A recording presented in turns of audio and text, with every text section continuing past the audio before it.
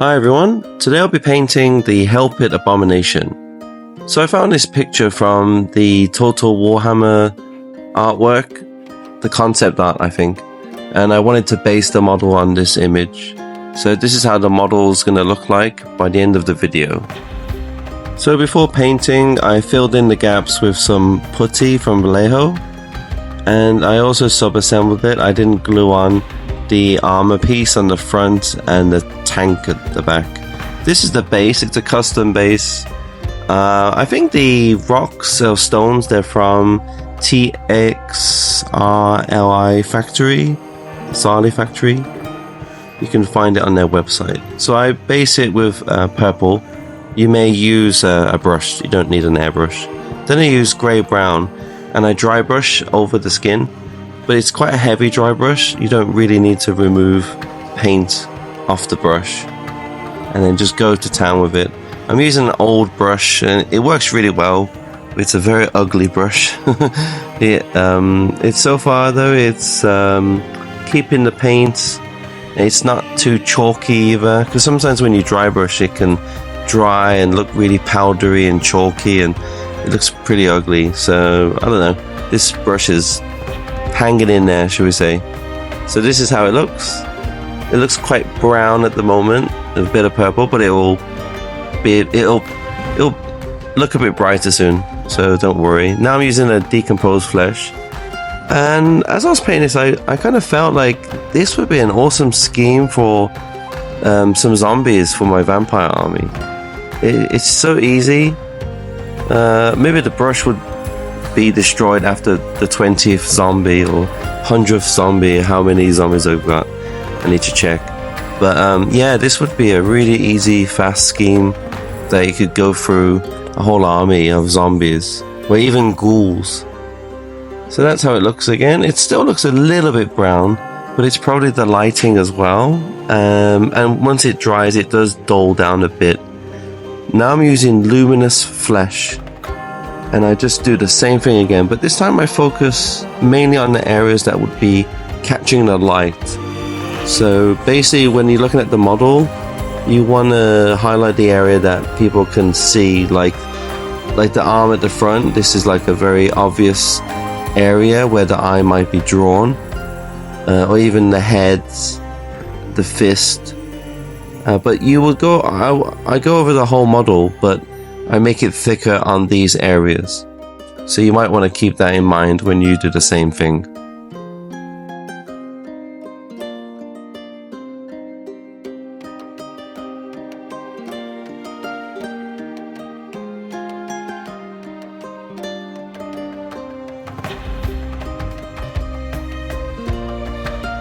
As I was dry brushing, I kind of made a little accident. It was a bit too thick, but I just kept going and it kind of looks like bone. So this luminous flesh color actually is quite close to a bone color. So yeah, it's quite useful to be honest. Like now I'm kind of I'm dry brushing, but it's as I said before, it's quite heavy, and I just focus predominantly on this head, and it looked great. And then I had some paint left over, and then I just went to town on the wooden areas, because what I found out is slap chop is definitely a thing I like to use when I'm dry brushing, because it does save a lot of time, and like later on I'll come back to it with some contrast paints, and you can just see it's just picked out all of the details.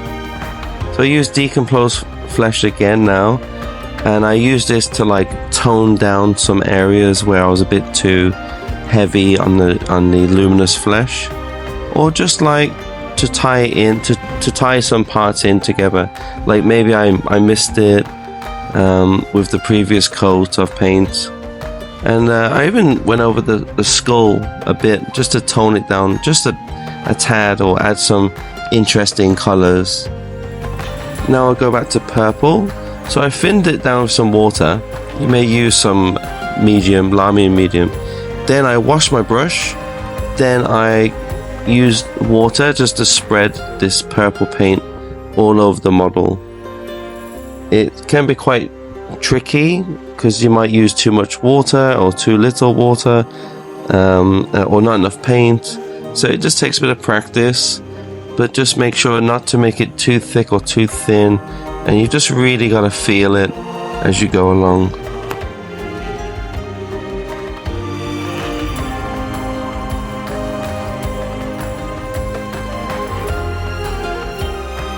I now use garage sewers to paint the wooden parts.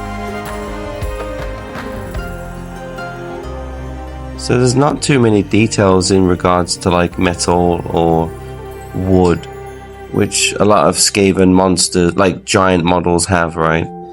So I really enjoyed that part of the model. I didn't glue onto the base because of this wheel. So I'm making sure to paint this wheel first before even attempting to glue it on the base. And I do the same thing here. I add garage sewers onto the wooden part of the wheel as well. And then I saw there's some like bones or like tusks. So I didn't want to use a bone color for this, so I use a darker color, so garage sewers. You may even use like a black. I just feel like it adds a bit of contrast between the bright skin. So these three paints, I use these to paint the stone parts on the base, and I've been using it quite a lot for other Skaven bases. And when it's wet, I use the next color and I just dab it on and just kind of wet blend them together. And then I use the grey color and I just dab it as well. It doesn't have to be tidy, it doesn't have to be perfect, but once it dries, it does look quite cool. I feel like it feels kind of realistic, and it's not just like boring grey with some dry brush on it of a lighter grey. It kind of adds a bit of character to it. So while that's drying, I go back to the skin and I use this shade paint to kind of fill in all the scars and all the areas of discoloration. So what I do, I pull it on the model from the pot, and then I just get some water on my brush, and then I just feather it and spread it around the model, and just make sure not to use too much water again, otherwise the paint would just disappear. So what I do, I focus more on the cuts or areas that would, be bruised, and even like the creases of the muscle and fat. Just add a bit of definition. So here we go. So I'm using water now just to feather it out again, and I'm just spreading it around areas, and it's, you can see it's like slowly adding, like looking a bit more realistic now, and it's looking more interesting. So you can see like the parts where I haven't added the red shade and the parts that I have used it, like the arm predominantly, and it's so much different. So it's a really good paint. I've only just started using it. I think it might be a new shade paint actually from Citadel. I think before that I'd used some kind of red glazing paint, like a clear red. So this stuff's great. I recommend it and should pick it up. It's definitely good for skin, and I think people use it for Space Marine armor, like filling in the cracks, or Khorne Berserkers. But I think it's just fantastic for skin, especially if you want to, spice it up a bit with some, colors, like reddish tones. It just really adds another dimension to it.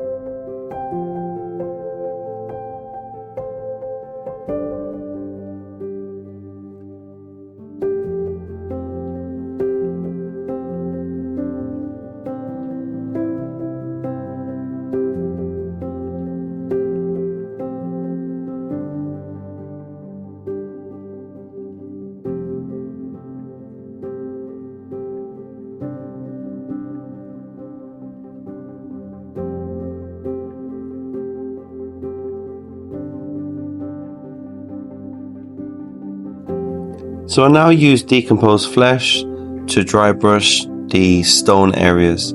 I used to love using rack-off flesh for this step, but since I found this decomposed flesh paint from AK, it's a game changer, and I just use it for so many things. And I found, you know, you can use it for wood, for dry brushing, stone, flesh. It's just a great paint. I recommend you pick it up. So I just go over all the stones and even the brown area. And I forgot I need to paint his nails. Because even though it's a big ugly monster, it still needs to have some nice nails, right? So now I use snakebite leather to paint all the straps. And I've also used it on some of the wood as well, just to add a bit of, you know, interesting different shades of wood over the model as well. This leather part here, at least I think it's leather. So here's the wood. This is the sub-assembled tank that's on the back of him. I left it off because I think it'd be easier to paint the wires and stuff and tubes. I even use snakebite leather heavily watered down over the skull, but I kind of aim it more towards the skin, and I try and leave the tip of the beak untouched. It's just experimenting. You know, some people might want to use skeleton horde or Agrax Earthshade, but you know, just experiment. That's the fun part of it, right? Pushing pigments around and seeing how it looks. So I use some kind of dark silver over the metal areas, well, the silver areas. Any dark metal's fine, but I'm using scale 75.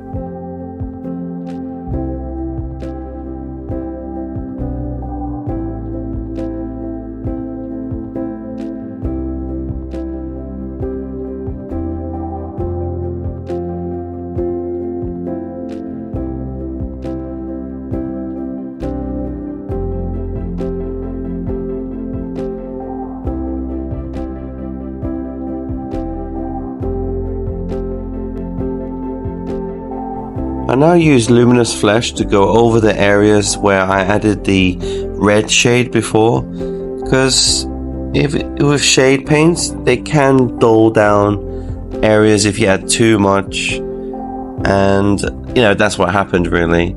So it was a bit too red and I lost that kind of definition from before. So it's always handy with this kind of paint jobs when you're dry brushing, especially skin. Is when you start adding shades and other inks, it's always good to go back and forth just to tidy it up and increase the contrast between the parts.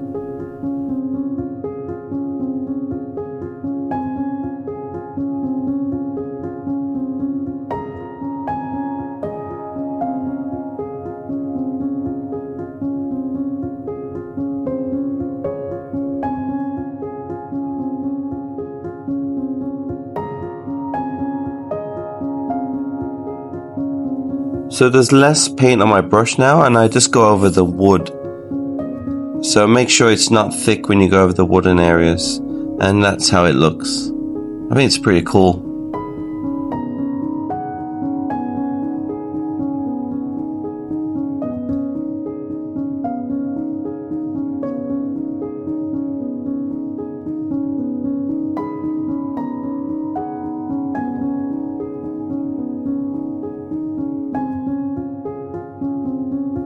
I don't know why, I always paint the rims of my bases black. I'm a bit afraid to use any other colour. You know, there's some people who love using brown, right? But I don't know, I just stick with black because it's like framing the model. Anyway, so I love using this type of decayed metal when I paint my Skaven models. It's just a great paint for basing like the gold areas or the bronze areas. So I just go over the whole model with these with this dark paint, and now I want to add some like bright tones to it now. So I'm using this kind of Hashut copper paint, and it's very bright, and I just needed that. I just wanted to add a bit of like a pop in, like some of the metallic areas, I wanted them to pop. And just to add a bit of visual interest to the model, because there's so much flesh on it. You've really got to play around with the different parts on it, like that aren't flesh, and you've got to make them. It kind of helps separate the model a bit. So, you know, that's why I wanted to go with some really dark metals and then bright metals. And then I used some luminous flesh again and just a dry brush some parts I missed. Now I'm gluing on the model to the base. Now I use this kind of gold. This is Necro Gold. It's really great gold also. And I've seen a lot of YouTubers using this gold as well on their models, especially for chaos models. I start dabbing and dry brushing the areas I previously painted decayed metal, and I realized I made a mistake here. I was dry brushing under the ball part of that tank on the back, but that's where the glue goes, and so you don't even see my dry brushing under this wooden area, so it was kind of a waste of time. So now I start gluing on the pieces, and it's, you know, the sub-assembly part's all done now. And I love this part when I paint my models. I hate sub-assembling, but sometimes you gotta do it. I tried using some greens and some reds now. Again, I wanted to add some interesting different colors, and these colors popped out to me, just like I used the bright gold and the dark golds. You know, that's a trick I found in the past when painting is don't be afraid to try bright poppy colors, because if they're too bright you can always dull them down later on, but you won't know until you try it, and then you can see for yourself how the model looks. I paint the rats black because I also want them to be, because if I paint them brown they'll just look like the wood, right? So I thought black would be a nice contrasting color. Then I paint this arm here, but a silicon gray. As again, I don't want to use bone color because it might match with the flesh, so I just wanted it to stand out a bit. And now I use Incubi Darkness. I wasn't going to do this, but then I thought I really wanted to add a bit of like a different color on the back of the skin, just like the artwork I shared earlier. So what I do, I mixed it with a bit of water, and I just start dabbing it onto the top of the body, and also on the heads. There are so many heads in this model, but yeah, so I paint the top of the head and I dab it. I'm using quite a large brush, but it's got a nice tip to it, a sharp tip, and I just make my way around and I just dab it. You know, I'm not doing the whole back. I'm probably doing maybe 70% of the back of the model. And then I'm just kind of playing around with it. I don't want to go over the top and make it too wide or too long. Just want to have enough there. And what I do, when I get to the corners, I wash the brush and I just use water, and I just kind of feather it so it kind of blends into the previous flesh color that I've added. And you just got to take your time and just keep going back and forth with the paint and water, and even glazing the paint as well, having less paint on the brush and just kind of dabbing it where it meets the pinky flesh color. And once it looks a bit weird when it's wet, but once it dries it will have a nice clear transition, like a gradient effect.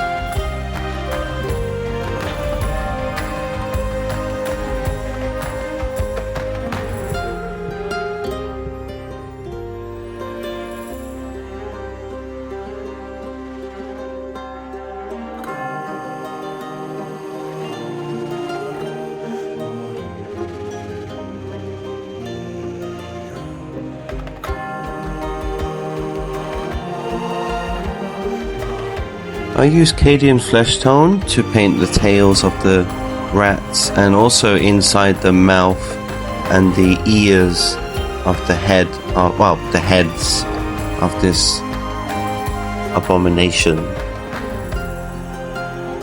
I chose this paint color because I felt it was quite warm compared to the flesh itself, the main flesh color, and I wanted to add a bit of definition to it. I was thinking to try maybe like a purple color for the mouth, but that was again too similar. And I use Rakelin Flesh Shade just to go over all the golden areas and even the leather parts too. I just coat it and it just really brings out that definition as well.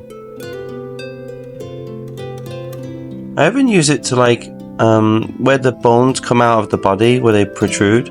I even paint around there too, and also in the flaps and the creases, just to add a bit of shadow, and it really helped a lot. I even added it to the feet as well, or underneath the arms where it might be getting scratched or bruised from crawling around, because it looks like a very heavy monster. And I even go over the wood as well a little bit, and just anywhere where you feel that there might be some bruising, or where it's been used a lot, where it moves a lot, or where the flesh might be a bit, you know, worn. You can just make up your mind when you do that as well. And when I put it on the foot, I actually wash off the paint, and then I come back to it again, and I do that same step where I feather it, and that helps a lot too.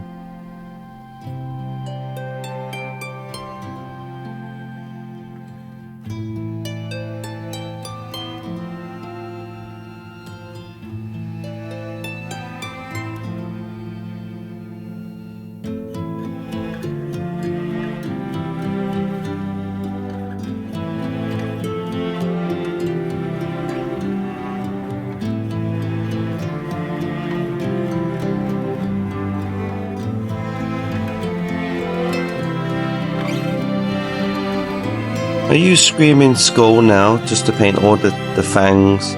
Actually, painting his head was quite tricky. I wasn't sure if it was a tooth or a tongue, so I just kind of made it up as I went along. I guess it's full of teeth. That's what I'm guessing, because it's all like a big mess of heads and teeth and eyes and so on. And I also use this to like edge highlight the main head as well, just to make that stand out a bit more. I paint the teeth and also edge highlight the tusks as well. I even found some spots as well, and I use it to like paint the pus inside the little blisters and spots around the body as well.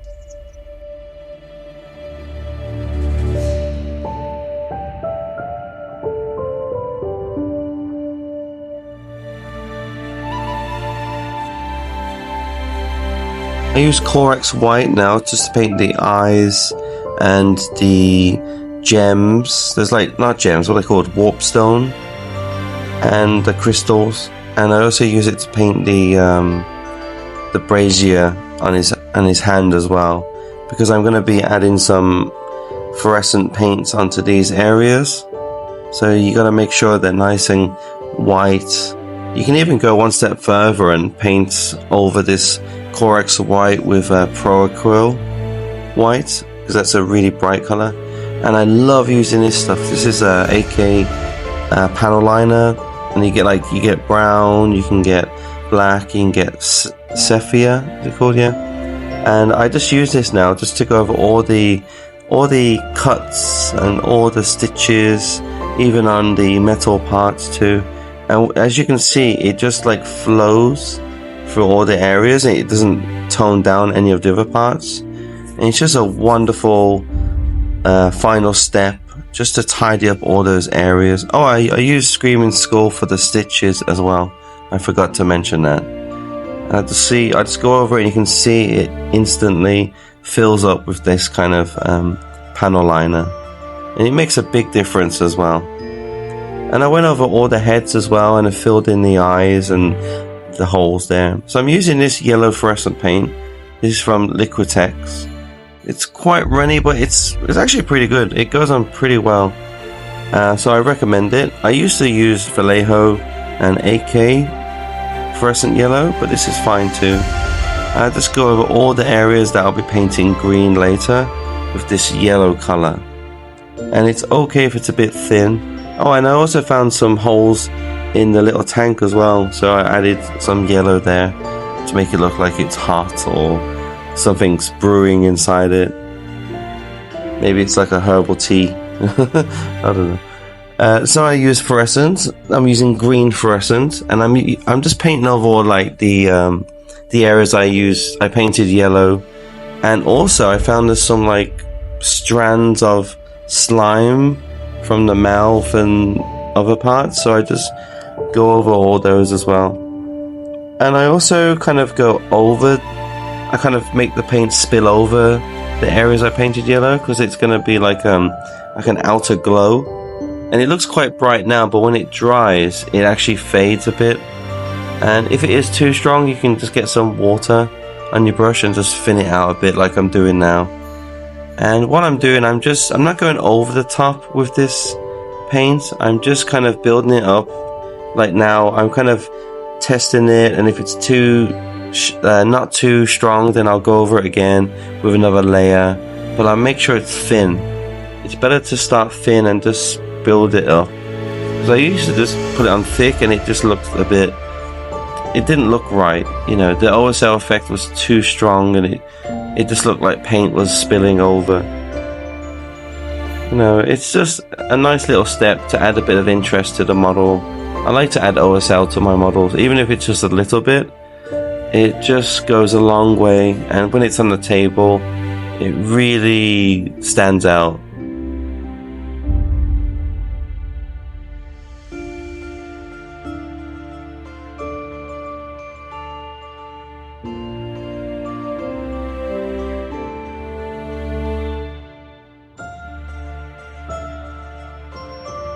So I like to add snow to the base once it's all done. It just really helps make the model pop and adds a bit of interest to the actual overall look of it. I really enjoyed painting this model. It looks complicated, but it was quite a simple model to paint. It really surprised me. I hope you enjoyed it, and please leave a like and let me know in the comments if you have any suggestions or anything you want to see.